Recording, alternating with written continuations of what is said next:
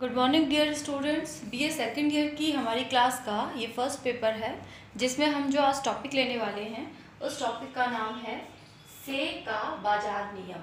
ये एक्चुअली में जो से है, से एक फ्रांसीसी अर्थशास्त्री थे जिनका नाम था जे बी से इनका सरनेम है। तो इनके सरनेम के नाम से इन्होंने एक सिद्धांत दिया है मार्केट का, उसे हम बोलते हैं से का बाजार नियम। से का बाजार नियम क्या है? ये क्लासिकल सिद्धांत का बहुचर्चित और महत्वपूर्ण सिद्धांत है। अब आप ये कहेंगे कि क्लासिकल थ्योरी क्या है, थोड़ा सा मैं आपको बैकग्राउंड का बता दूं। अर्थशास्त्र का जो एरा है, अर्थशास्त्र का जो काल है, उसे मुख्यतया प्रतिष्ठित विचारधारा और आधुनिक विचारधारा के बीच में बांटा गया है। जो प्रतिष्ठित विचारधारा रखने वाले विचारक हैं, उनके विचारों को कुल मिलाकर क्या कहा जाता है? प्रतिष्ठित संप्रदाय कहा जाता है या क्लासिकल अप्रोच या दृष्टिकोण कहा जाता है।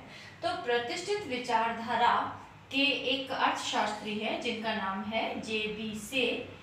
उन्होंने मार्केट को लेके एक बहुत ही सरल सा एक सिद्धांत दिया है या एक नियम दिया है, जिसे हम कहते हैं से का बाजार नियम। अब ये नियम क्या है?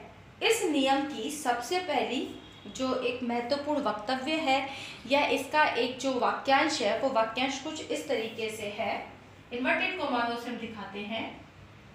पूर्ति अपनी मांग स्वयं उत्पन्न करती है। ये एक इसका वक्तव्य है कि पूर्ति अपनी मांग स्वयं उत्पन्न करती है। Supply creates it's on demand. इसका मतलब क्या है? इसका मतलब ये है कि अर्थव्यवस्था में जितनी भी वस्तुओं की पूर्ति हो रही है, या ये कहें कि अर्थव्यवस्था में जितनी भी वस्तुओं का उत्पादन हो रहा है, उसकी डिमांड होगी ही होगी, और वो डिमांड खुद अपने आप बिकॉज ऑफ सप्लाई के कारण उत्पन्न हो जाएगी। अब आप कहेंगे कि पूर्ति खुद अपनी मांग कैसे उत्पन्न करेगी? इसको समझने के लिए हम लेते हैं वस्तु विनिमय प्रणाली। एक वस्तु विनिमय प्रणाली होती है, एक होती है मुद्रा विनिमय प्रणाली। जब वस्तु के बदले वस्तु को खरीदने के लिए कोई वस्तु दी जाती है तो उसे हम वस्तु विनिमय प्रणाली कहते हैं, और जब वस्तु खरीदने के लिए मुद्रा दी जाती है तो हम उसे मुद्रा विनिमय प्रणाली कहते हैं। तो वस्तु विनिमय प्रणाली में क्या है? कोई गेहूं उत्पादन कर रहा है, ठीक है, कोई मान लीजिए कपड़े का उत्पादन कर रहा है, ठीक है, कोई मक्खन का उत्पादन कर रहा है, कोई जूतों का उत्पादन कर रहा है, कोई मटकों का उत्पादन कर रहा है। तो जिनको जूते चाहिए वो जिन जूते वाले को मटके चाहिए वो मटके वालों के पास जाएंगे और बदले में मटके वाले उनसे जूते ले लेंगे।